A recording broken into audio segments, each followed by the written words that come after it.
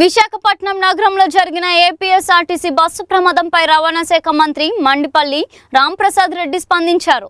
ప్రమాదానికి గల కారణాలపై అధికారులు విచారణ చేస్తున్నారని తెలిపారు.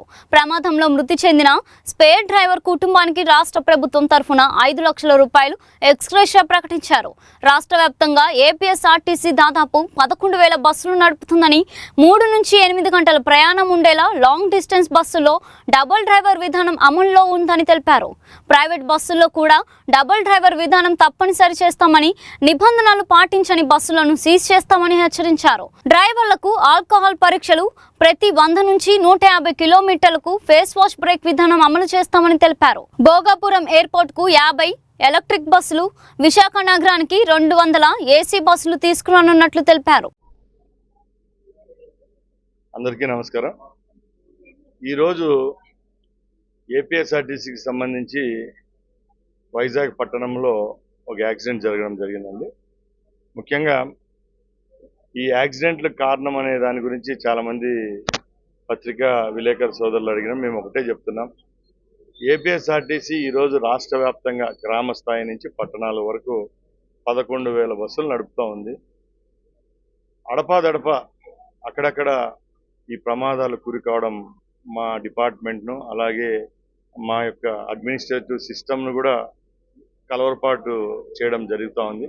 ఎప్పటికెప్పుడు ఒక యాక్సిడెంట్ జరిగినప్పుడల్లా మేము దానికి కారణాలు అన్వేషించడం ఏపీఎస్ఆర్టీసీలో గతంలో ఉన్న విధానమే. ముఖ్యంగా ఈ యాక్సిడెంట్ నివారణ కోసం ఎక్కడైతే 3 అవర్స్ మించి ఒక 3 to 8 అవర్స్ జర్నీ ఉండే డెస్టినేషన్స్ మధ్య 2 డ్రైవర్లను నియామకం చేయడం జరిగింది. ఖచ్చితంగా లాంగ్ డిస్టెన్స్ పోయే బస్సులు అన్ని దాంట్లో స్పేర్ డ్రైవర్ అనేవాడు ఉండడం జరుగుతూ ఉంది. ఈరోజు జరిగిన ప్రమాదంలో కూడా ఎవరైతే డ్రైవర్ మరణించాడో ఆయన స్పేర్ డ్రైవరే. ఇప్పుడు డ్రైవింగ్ సీట్ బ్యాక్ సైడ్ కూర్చోండడం వల్ల ఈ యాక్సిడెంట్లో గురై ఆయన చనిపోవడం జరిగింది.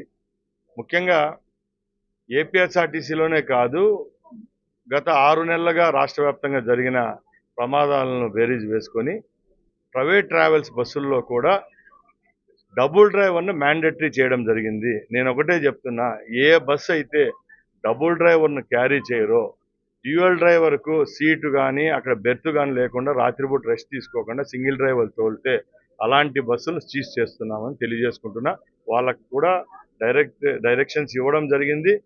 ఒక ప్రాణాన్ని ఎక్కడ వెలగట్లేం. ఈరోజు జరిగిన ప్రాణాలకు కూడా ఈ రాష్ట్ర ప్రభుత్వం ద్వారా 5 లక్షల రూపాయల ఎక్స్‌గ్రేషియా ప్రకటించినాం. అంత మాత్రాన చేతులు దుడుపుకోవడం లేదు. తప్పకుండా ఈ ప్రమాదాలకు గల కారణాలు అన్వేషించడం జరుగుతుంది. తప్పకుండా రాబోయే కాలంలో ఈ నష్ట నివారణ చర్యలు అయితే ఈ రాష్ట్ర ప్రభుత్వం ఏపీఎస్ఆర్టీసీ తీసుకుంటుంది.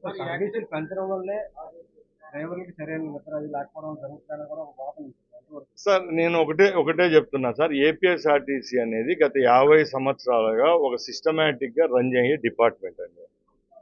ఏదో ఈరోజు శ్రీశక్తి పథకం ఇచ్చామని చెప్పి సర్వీసులు పెంచడమో, లేకంటే బస్సులు తక్కువ అయిపోయిన తర్వాత ఒకే బస్సుని నెంబర్ ఆఫ్ రూట్స్ పెంచడం ఎక్కడ జరగలేదండి. మెయిన్ ఏంటంటే ఇంత పెద్ద ఫ్లీట్ ఉన్నప్పుడు అక్కడక్కడ బస్సుల్లో ఉండే ఫిట్నెస్ ఒక పక్కల కారణము కావచ్చు, రెండో పక్షంలో మానవ తప్పిదాలు ఎక్కువగా కనపడతా ఉన్నాయి. ఎందుకంటే డ్యూయల్ డ్రైవర్ ఉన్నప్పుడు కూడా ప్రమాదాలు జరుగుతున్నాయంటే ఆ డ్రైవర్ల యొక్క నిర్లక్ష్యం, వేమనపాటు వల్ల ఈ ప్రమాదాలు జరుగుతున్నాయి. తప్పకుండా మేము ఆల్కహాల్ టెస్ట్ తప్పకుండా హైవే రూట్స్లో చేస్తూ ఉన్నాం.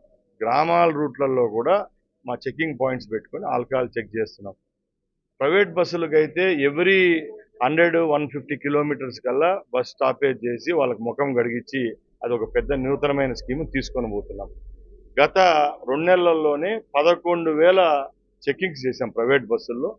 ఇలాంటి కార్యక్రమాలు అయితే తరచూ రవాణా శాఖ చేస్తాను. అయినా ప్రమాదాలు జరుగుతున్నాయంటే దానిలో కొంచెం నిర్లక్ష్యము ఉంది, కొంచెం డిపార్ట్మెంటల్లో ఉన్న చిన్న చిన్న పొరపాట్లు కూడా ఉన్నాయి. కాబట్టి అవన్నీ సరిదిద్దుకొని ఇలాంటి ప్రమాదాల నివారణకు ఏ విధమైన చర్యలు తీసుకుంటాం.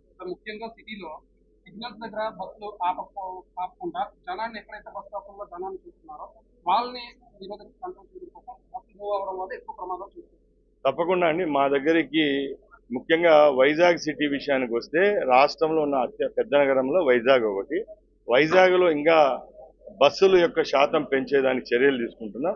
ముఖ్యంగా నిన్న ముఖ్యమంత్రి గారు ఏర్పాటు చేసిన సమావేశంలో కూడా కొత్తగా ఏర్పాటు అవుతున్న భోగాపురం ఎయిర్పోర్ట్ కూడా 50 ఎలక్ట్రికల్ బస్సులు తీసుకొని వస్తున్నా. కొత్త నిన్న నేను ప్రెస్ మీటింగ్ కూడా ఇవ్వడం జరిగింది. వైజాగ్ సిటీకి కూడా అత్యున్నత ప్రమాణాలతో కూడిన ఏసీ బస్సులు 200 బస్సులు తీసుకొని వస్తున్నాం.